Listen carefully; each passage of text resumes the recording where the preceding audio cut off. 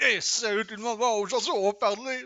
Bon, on va faire de l'actu-jeu vidéo. On va encore parler de la fameuse Nintendo Switch 2 qui se fait tarder de faire son apparition ou l'annonce. En tout cas, il n'y a encore eu aucune annonce officielle. Le Nintendo Direct qu'on attendait au mois de février, à date cette semaine, il n'y a rien annoncé. Moi, je pense que Nintendo, hein, on parle pour parler, ils attendent pas de liquider, mais vendre le plus possible la Switch actuelle, peut-être avant, ou autrement dit, d'écouler leur stock de Switch actuelle le plus possible.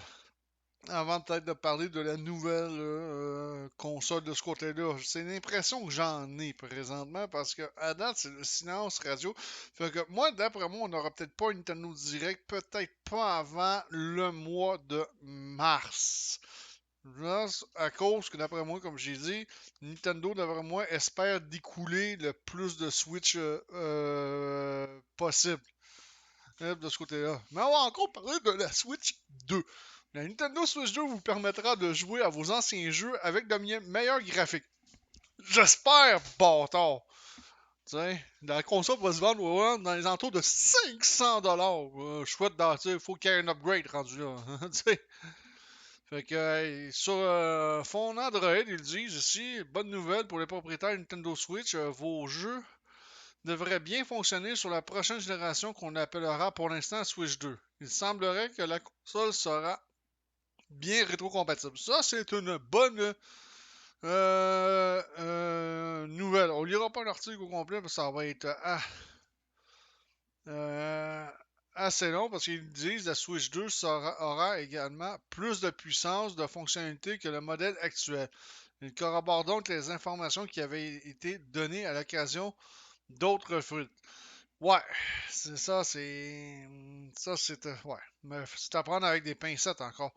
Le rapport provient d'Universo Nintendo, un site qui a l'habitude de divulguer des informations précises sur les projets de Nintendo. Ce site cite un podcast appelé X Do Control par PH Brazil qui a également été partagé par Centrolic, une source fiable de fuite sur les jeux. Bon, en tout cas, ils disent que c'est fiable.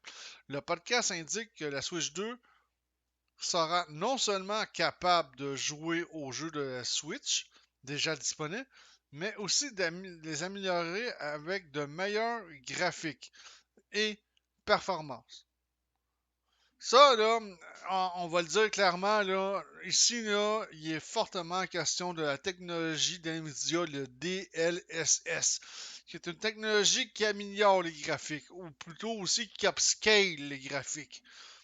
Parce que oui, ça améliore les graphiques, mais tu sais, c'est pas là miraculeux à ce point-là, cette technologie-là, malgré que ça fonctionne relativement, ben, quand même assez bien pour l'avoir essayé avec mon PC de gaming. C'est une technologie qui upscale les graphiques. Fait que, tu sais, faudra pas s'attendre.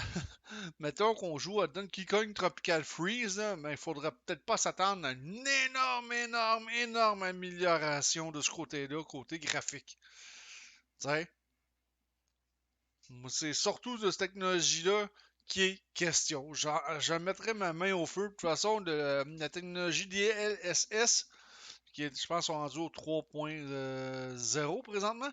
euh, Figurait dans des fuites pour la nouvelle Nintendo Switch 2 que cette technologie-là serait exploitée à fond pour la nouvelle console de Nintendo.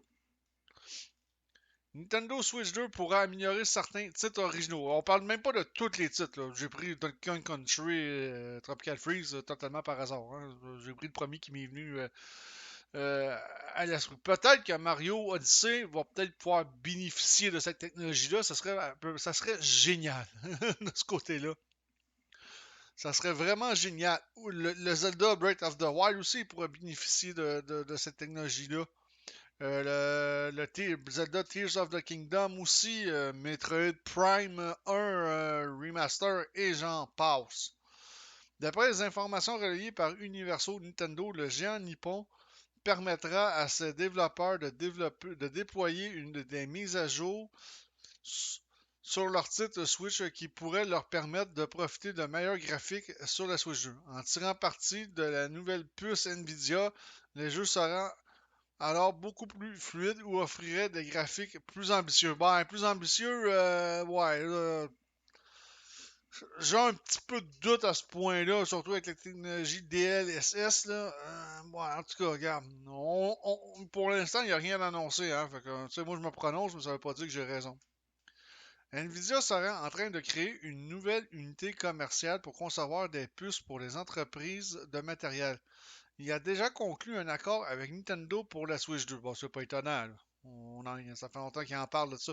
Le rapport suggère également que Nvidia a essayé de convaincre Microsoft d'utiliser sa puce pour la prochaine Xbox, mais sans succès. Ouais, c'est parce que déjà que ça doit pas être donné. Nvidia, tout est cher, hein, aussi. Puis je considère que le matériel AMD qu'il y a présentement dans la PlayStation 5 et la Xbox Series XS est capable de livrer une bonne marchandise de ce côté. Elle livre pas mal de marchandise.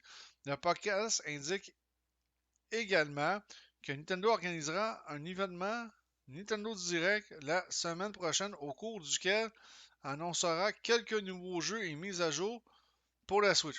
Cependant, la grande révélation de la Switch 2 aura lieu en mars. Bah, ben, c'est ça. Bon, ok. On va avoir un Nintendo Direct probablement au mois de février, la semaine prochaine. Aucun problème là-dessus. Mais quand je disais que la Nintendo Switch 2 serait annoncée en mars, je m'étais pas trompé en mars lors d'un événement matériel spécial. Enfin, le podcast mentionne également qu'il y aura une présentation de Pokémon plus tard ce mois-ci, ce qui pourrait être lié au 25e anniversaire de la franchise. Oh, un nouveau jeu Pokémon! Oh, j'adore Pokémon, regarde. Je m'en cache pas. Ben, en tout cas, ça nous réserve beaucoup de belles surprises de ce côté-là. Moi, j'ai vraiment hâte qu'on en sache beaucoup plus. Là. Nintendo va falloir qu'il bouge prochainement là, dans les semaines à venir parce que pas le choix. Là. Avec toutes les leaks qu'il y a eu et tout, à un moment donné, Nintendo va falloir qu'ils disent qu'ils sortent de leur caverne et qu'ils parlent de la nouvelle console Nintendo surtout. On va parler un peu de PlayStation 6 vite fait. La PlayStation 6 commence déjà à circuler sur Internet beaucoup de ce côté-là et c'est quelque chose en la matière. Fait que l'héritière de la PS5 fait parler d'elle. Discrètement, la PS5 est déjà à sa quatrième année. Oui, quand on pense qu'une console t'offre 5 à 6 ans sur le marché, elle est déjà à sa quatrième année. Elle est sortie en 2020. Malgré son succès continu grâce à de nombreuses mises à jour, l'intention se tourne désormais vers la préparation de son successeur, la PlayStation 6. Selon Red Gaming Tech, Sony s'efforcera de faire de cette future console la plus puissante de sa génération, rivalisant ainsi avec la proposition de Xbox et de Nintendo. Bon, ok, le Nintendo, je comprends pas ce qu'il vient faire là-dedans. Nintendo est complètement à part des deux autres. Là. Il est complètement à part de Microsoft et de Sony. Ils ont un produit unique, si on pourrait dire ça comme ça. Ils font leurs choses dans leur coin. Mais si tout cela reste encore assez flou pour le moment, tous les constructeurs laissent échapper petit à petit des informations concernant leur future console. Le rachat de l'acquisition Blizzard par Microsoft avait d'ailleurs été l'occasion pour beaucoup d'apprendre de nombreuses informations sur la prochaine génération de PlayStation et de Xbox. Bon, on va baisser un petit peu plus bas. La PlayStation 6 et le Path Ray Tracing AMD, ouais, on sait c'est la mode. En ce qui concerne la PlayStation 6, la console est en préparation depuis environ un an. Ouais, je m'en doutais. Et ses caractéristiques telles que le processeur et la mémoire vive n'ont pas encore été finalisées. Sony est en discussion avec des studios de développement pour ajuster le système qui sera presque certainement alimenté par la technologie AMD étant donné qu'AMD est le seul fournisseur envisagé par Sony si on croit les informations de Red Gaming Tech. Bien que les spécifications du système n'aient pas encore été décidées, Sony est déterminé à faire de la PlayStation 6 la console la plus puissante de sa génération et être donc prêt à prendre son temps. Car la fenêtre de sortie de la console est prévue pour 2028. Ah ben tu vois, regarde, ça veut dire qu'il reste encore un bon 4 ans encore pour la PlayStation 5. Fait que ça veut dire que d'ici ce temps-là, il va sûrement avoir une PS5 Pro qui va sortir. Euh, En revanche, pour le moment, il est difficile de savoir comment cet objectif sera atteint, même si les bruits de couloir laissent penser que la société japonaise misera gros sur le ray tracing et le path tracing, mais aussi la machine learning et l'intelligence artificielle. Ouais, l'intelligence artificielle, là, ouais. Même en 2026, je vous dirais que l'intelligence artificielle elle serait encore en phase de développement. Moi. Même en 2028, l'intelligence artificielle, pour moi, ça va être encore trop nouveau. Là. Notamment pour ce qui concerne les interactions avec les PNJ, afin d'offrir des expériences de jeu innovantes, immersives. Bon, je joue que l'intelligence artificielle pour rendre les PNJ plus intelligents, par contre. Ça pourrait peut-être faire une petite différence, quoi. Bien sûr, comme à chaque fois, étant donné que la PlayStation 6 est encore loin d'être lancée et que la PlayStation 5 Pro n'a pas toujours été annoncée, il convient de prendre toutes ces informations avec des pincettes. Bon, c'est sûr que d'après moi, Sony, avec sa PlayStation 6, va vouloir planter euh, Xbox. Ou le planter encore plus, on pourrait dire. Aussi. Le ray tracing, c'est une technologie que ça fait quand même pas mal d'années, une couple d'années qu'elle existe. Encore là, même avec les consoles actuelles, la PlayStation 5, la Xbox Series X, offre la possibilité de ray tracing. Mais encore là, cette technologie-là, elle n'est même pas encore optimisée. La preuve, moi j'en fais avec mon PC de gaming. J'ai un gros PC de gaming, je me répète souvent. J'ai une 4070 Ti avec un i9 12900K. Je fais du ray tracing et ça prend énormément de jus. Ok, sur PC, tout prend plus le PC prend toujours plus de ressources que la console, mais va sans dire que la console aussi, ça y prend beaucoup de ressources pour faire le ray tracing. Euh, Est-ce qu'en 2028, le ray tracing va être plus optimisé?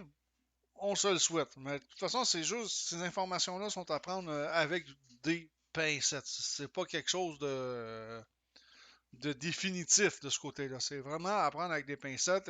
Puis que la PlayStation 6 soit déjà en phase de développement, c'est pas étonnant. Il n'y a rien d'étonnant là-dedans. Puis d'après moi, vu qu'elle est prévue pour 2028, la console, mais c'est sûr que d'après moi, soit cette année, plus tard cette année, ou l'an prochain, ou en 2025 maximum, PlayStation va annoncer une PlayStation 5 Pro. C'est sûr et assuré, c'est signé dans le ciel. Fait que là-dessus, je vous dis ciao tout le monde, à la prochaine.